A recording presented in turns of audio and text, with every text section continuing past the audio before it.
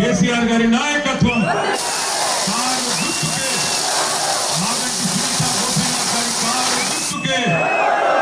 ఒక్కసారి అందరు కూడా గట్టిగా మాగంటి సునీత గోపీనాథ్ గారి కారు గుర్తుకే. అందరికీ నమస్కారం. నాడు గెలుపు మాగంటి సునీత గోపీనాథ్ గారిదే, ఖచ్చితంగా గెలుపు కేసీఆర్ గారిదే అని చెప్పి దుమ్ము రేపి స్వాగతం పలికిన మా వెంగళరావు నగర్ డివిజన్ ఆడబిడ్డలకు, అన్నదమ్ములకు పేరు పేరున ముందుగా నా హృదయపూర్వకంగా తల వంచి నమస్కారం చేస్తా ఉన్నా. సోదరి, ఈ Vengalrao Nagar division corporator, dynamic leader, మనందరి ఆడబిడ్డ శ్రీమతి దేదీప్య గారు, అట్లాగే గౌరవనీయులు మాజీ శాసనసభ్యులు పీజేఆర్ వారసుడు, మీ అందరికీ ఆప్తుడు, మీ సోదరుడు తమ్ముడు విష్ణువర్ధన్ రెడ్డి గారు, అట్లాగే ఈ డివిజన్ లో ఎంతో కష్టపడి మరి గత నెలన్నర రోజులుగా తమ తమ నియోజకవర్గాలు వారి బాధ్యతలు పక్కన పెట్టి మన గెలుపు కోసం, మీ గెలుపు కోసం వెంగళరావు నగర్ డివిజన్ లో గులాబీ జెండా ఎగరాలని కష్టపడి పనిచేస్తున్న గౌరవనీయులు సోదరులు ఎల్బీ నగర్ ఎమ్మెల్యే, మాజీ ఎమ్మెల్యే గౌరవనీయులు భాస్కర్ రావు గారు, గౌరవ మాజీ మంత్రివర్యులు పెద్దలు అన్న మేడ్చల్ శాసనసభ్యులు చామకూర మల్లారెడ్డి గారు, మాజీ మంత్రివర్యులు పెద్దలు శ్రీ ఎర్రబెల్లి దయాకర్ రావు గారు, కోరుట్ల శాసనసభ్యులు సోదరులు డాక్టర్ సంజయ్ గారు, అట్లాగే వికారాబాద్ మాజీ శాసనసభ్యులు సోదరులు ఆనంద్ గారు, ఇంకా గౌరవనీయులైన ఎమ్మెల్సీ సోదరుడు తాత మధు గారు, ఇంకా నేను ఎవరెవరి పేర్లు అయితే చెప్పలేదో వాళ్ళు లాస్ట్కి చెప్తా ఉంటారు. మా సిరిసిల్ల తమ్ముళ్ళు కూడా వచ్చినారు, వాళ్ళకి, సిరిసిల్ల నుండి వచ్చిన తమ్ముళ్ళకి, అట్లాగే ఇక్కడికి వచ్చేసిన ప్రతి ఒక్కరికి పేరు పేరున కాబోయే ఎమ్మెల్యే శ్రీమతి మాగంటి సునీతమ్మకు పచ్చనం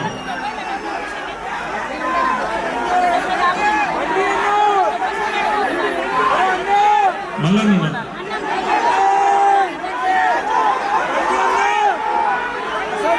పద్మనాభ పచ్చన రైట్ పంటియా మంచిరెడ్డి ప్రశాంత్ రెడ్డి గారు, మంచిరెడ్డి కిషన్ రెడ్డి గారు, వాళ్ళ మీరు ఇంతమంది ఒక్కసారి చెప్తే అర్థం కాదు, సారీ. మా తమ్ముడు బంటికి, అట్లాగే మా కిషన్లకు పేరు పేరున నేను ఎవరో పేర్లు చెప్పలేదు. అరే మీకు దండం పెడితే ఆగురుగా మన ఆగన్నకు ఈ లొల్లి పెట్టకు పేరు పేరున అందరికి నమస్కారం. నాకు మీ లొల్లి చూస్తుంటే, మీ జోష్ చూస్తుంటే గెలిచిపోయిన మెజారిటీ ఒక్కటే తేలాలనేది అనిపిస్తా ఉన్నది. నిజమేనా? గెలిచిన పక్కానా? నాతో పాటు ఉన్న గౌరవ నాయకులు, నాకు మా తలసాని సాయి కిరణ్ గారు ఒక వీడియో చూపెట్టింది.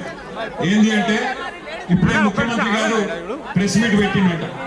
ప్రెస్ మీట్ పెడితే ప్రెస్ వాళ్ళు అడిగింది, మరి సార్ నువ్వు జూబ్లీహిల్స్ ఓడిపోతే ప్రజలని ఖిలాఫ్ ఉన్నట్టు ఒప్పుకుంటావా, ప్రజలు మరి రిఫరెండం ఒప్పుకుంటావా అని అడిగినట. అడిగితే ఆయన ముందే చేతులు ఎత్తేసిండు. గట్టెట్లయితుంది, జూబ్లీహిల్స్ ఓడిపోతే ఏమైతుంది, ఏం కాదు, నేను ఒప్పుకోను, ఏమైనా చిన్న చిన్న మార్పులుంటే చేసుకుంటా అని చెప్పింది.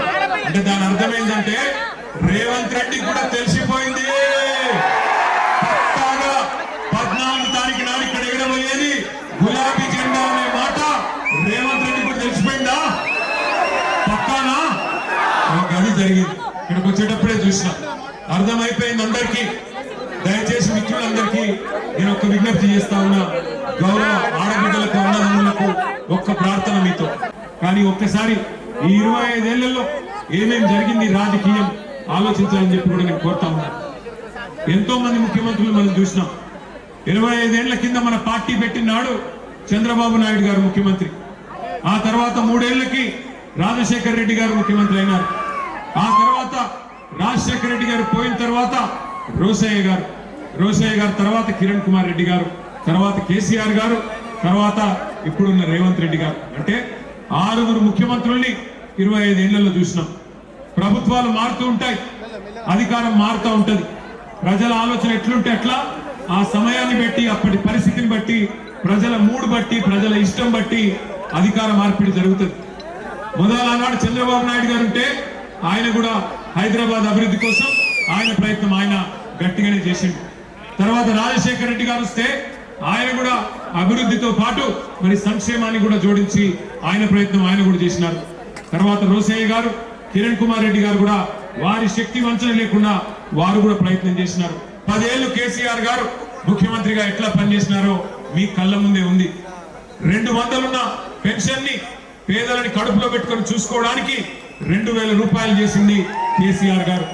ఒక ఆడపిల్ల పెళ్లి చేసుకుంటే ఆ కుటుంబానికి కష్టం రావద్దు, ఆ కుటుంబం ఇబ్బందుల పాలు కావద్దు, అప్పుల పాలు కావద్దు అని ఆలోచించి 1,116,000 రూపాయలు ఎవరు అడగకపోయినా దాదాపు 15 లక్షల మంది ఆడబిడ్డల పెళ్లిళ్లు కళ్యాణ లక్ష్మి షాదీ ముబారక్ పేరుతో చేసింది కేసీఆర్ గారు. ఆ తర్వాత అదే ఆడబిడ్డ కడుపులో ఒక బిడ్డ పడితే మరి కేసీఆర్ కిట్ ఇచ్చి అమ్మ ఒడి అని ఒక ప్రోగ్రాం పెట్టి ఇంటికే బండిని పంపి ఆ బండిలో ఆడబిడ్డను ఎక్కించుకొని నేను బోను బిడ్డో సర్కారు దవాఖానకు అనే పరిస్థితి నుంచి నేను సర్కారు దవాఖానకి పోతా, అక్కడ ప్రసూతి అయితేనే అక్కడ బిడ్డని కంటేనే మా మేనమామ కేసీఆర్ ఇచ్చే కేసీఆర్ కిట్ వస్తుంది, మగబిడ్డ పుడితే 12,000, ఆడబిడ్డ పుడితే 13,000 రూపాయలు అని చెప్పి పెద్ద ఎత్తున మా ఆడబిడ్డలు దగ్గర 15 లక్షల మంది ప్రసూతి ప్రభుత్వ ఆసుపత్రుల్లో పొంది కేసీఆర్ కిట్లు అందుకున్న విషయం మీకు గుర్తుంది. అట్లాగే కేవలం సంక్షేమమే కాకుండా మరి పెద్ద ఎత్తున భావి తరాల కోసం హైదరాబాద్ మహానగర అభివృద్ధి కోసం ఎన్నో అభివృద్ధి కార్యక్రమాలు తీసుకున్నాం. హైదరాబాద్ లో దాదాపు 42 ఫ్లైఓవర్లు, షేక్పేట ఫ్లైఓవర్ తో సహా 42 ఫ్లైఓవర్లు మనం కట్టుకున్నాం. అట్లాగే మెట్రో రైలు నిర్మాణం చేసుకున్నాం. మీ జూబ్లీ హిల్స్ నియోజకవర్గంలో 8.5 కిలోమీటర్లు మెట్రో రైలు కూడా నిర్మాణం పూర్తి చేసుకున్నాం. అట్లాగే బ్రహ్మాండమైన దవాఖానా మీ వెంగళరావు నగర్ డివిజన్ లోనే కరోనా వచ్చిన తర్వాత హైదరాబాద్ లో ఇంకా ఆసుపత్రుల సంఖ్య పెరగాలి అని చెప్పి 1000 పడకల ఆసుపత్రి మీ వెంగళరావు నగర్ డివిజన్ లోనే 900 కోట్ల రూపాయలతో 1000 పడకల ఆసుపత్రి కూడా కట్టించింది కేసీఆర్ గారు. దాంతో పాటు హైదరాబాద్ మహానగరంలో పరిశ్రమను పెంచుకున్నాం. ఐటీ రంగాన్ని దూసుకొని పోయే విధంగా మన ప్రభుత్వం వచ్చినాడు 2014లో ఐటీ పరిశ్రమ కేవలం 3,20,000 మంది పనిచేసేది. కానీ మన ప్రభుత్వం దిగిపోయే నాటికి దగ్గర 9.5 లక్షల మంది ఐటీ ఉద్యోగులు ఇక్కడ పనిచేసే విధంగా, అంటే కొత్తగా 6 లక్షల పైచిలకు ఐటీ ఉద్యోగాలు సృష్టించి బెంగళూరు నగరాన్ని దాటే విధంగా అద్భుతంగా పనిచేసుకున్నాం.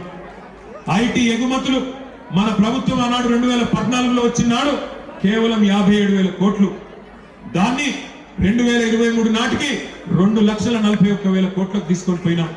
ఏం జరిగింది? ఐటీ పెరిగితే రియల్ ఎస్టేట్ పెరిగింది, ఐటీ పెరిగితే హోటళ్లు బాగుపడ్డాయి, ఐటీ పెరిగితే 6 లక్షల మంది పిల్లలు మన తెలుగు వాళ్ళు బయట రాష్ట్రాల వాళ్ళు మన హైదరాబాద్కి వచ్చి ఇక్కడ కొనుగోలు చేస్తే మరి మన హైదరాబాద్ లోని వ్యాపారాలు, చిన్న వ్యాపారాలు, హోటళ్లు, రెస్టారెంట్లు, మెడికల్ షాపులు అన్ని కలకలలాడుతూ మన జేబుల్లో పైసలు గిలిగిల్లాడినాయి.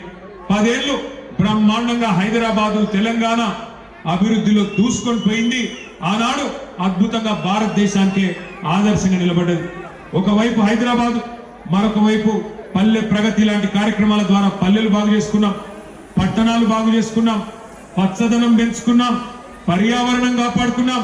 10 ఏళ్లు సుఖంగా ఉన్నాం. బ్రహ్మాండంగా పేదవాడు కడుపు నిండా అన్నం తింటానంటే 5 రూపాయలకే బువ్వ పెట్టే అన్నపూర్ణ సెంటర్ పెట్టుకున్నాం. బస్తీల్లో ఉండే పేదవాళ్లకు సృష్టి చేస్తే 350 బస్తీ దవాఖానాలు పెట్టుకున్నాం. ప్రైవేట్ మెడికల్ డయాగ్నాస్టిక్ సెంటర్లకు పోయే అవసరం లేకుండా డయాగ్నాస్టిక్ సెంటర్లు పెట్టుకొని గరీబోళ్లను కడుపులో పెట్టుకొని చూసుకున్నాం ఆనాడు. అందుకే ఒకసారి కాదు 2 సార్లు జిహెచ్ఎంసీలో ఇదే వెంగళరావు నగర్ డివిజన్ నుంచి గులాబీ జెండాని గెలిపించినారు మీరు. 2 సార్లు 18లో 23లో మాగంటి గోపీనాథ్ గారికి బ్రహ్మాండమైన విజయం అందించింది ఇదే వెంగళరావు నగర్ డివిజన్. ఇది 10 ఏళ్ల మన ట్రాక్ రికార్డ్. నిన్న నేను ప్రెజెంటేషన్ ఇచ్చిన 10 ఏళ్లలో బీఆర్ఎస్ ప్రభుత్వం జూబ్లీ హిల్స్ లో ఏం చేసింది అంటే అన్ని కలిపి సంక్షేమము, అభివృద్ధి. సంక్షేమం అంటే బతుకమ్మ వస్తే హిందూ ఆడబిడ్డలకు బతుకమ్మ చీర పెట్టుకున్నాం, రంజాన్ వస్తే ముస్లిం ఆడబిడ్డలకు రంజాన్ తోఫా ఇచ్చుకున్నాం, క్రిస్మస్ వస్తే క్రిస్టియన్ ఆడబిడ్డలకు, క్రిస్మస్ కుటుంబాలకు, క్రైస్తవ కుటుంబాలకు క్రిస్మస్ కానుక ఇచ్చుకున్నాం. అట్లా కడుపులో పెట్టుకొని గరీబులను బ్రహ్మాండంగా చూసుకున్నాం.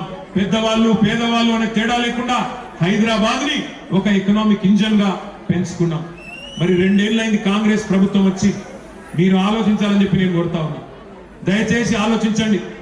2 ఏళ్ల ఈ కాంగ్రెస్ ప్రభుత్వంలో రేవంత్ రెడ్డి గారు ముఖ్యమంత్రి అయిన తర్వాత ఎవరికైనా మంచి జరిగిందా ఆలోచించండి.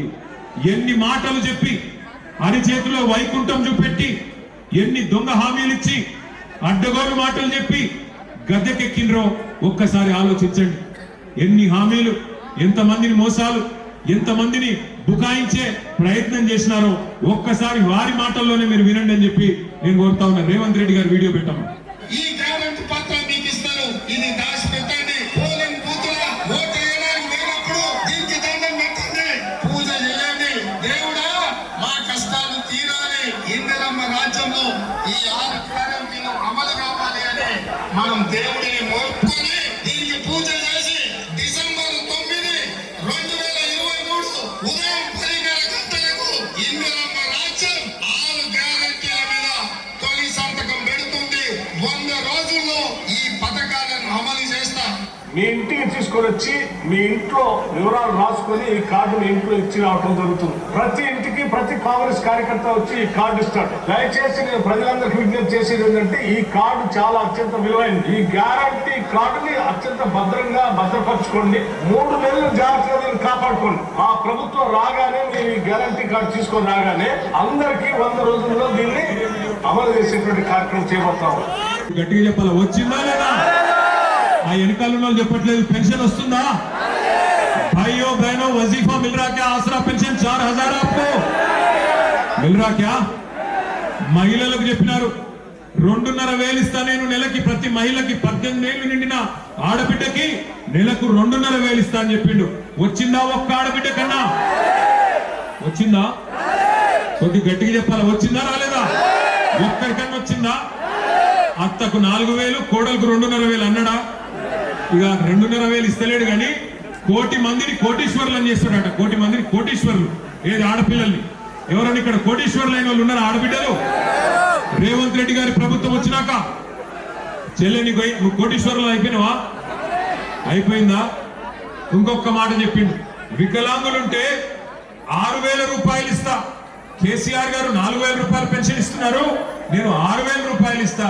ఇవన్నీ ఇటు సూర్యుడు అటు పొడిచినా నేను 100 రోజుల్లోనే 100 రోజుల్లోనే 6 గ్యారెంటీలు అమలు చేస్తా అని చెప్పి ఆ దానవీర శూరకర్ణ సినిమాలో దుర్యోధన లెవెల్లో డైలాగులు కొట్టిండు. పెద్ద డైలాగులు కొట్టి మొత్తానికి ఓట్లు కొల్లగొట్టిండ్రు, అధికారంలోకి వచ్చినారు.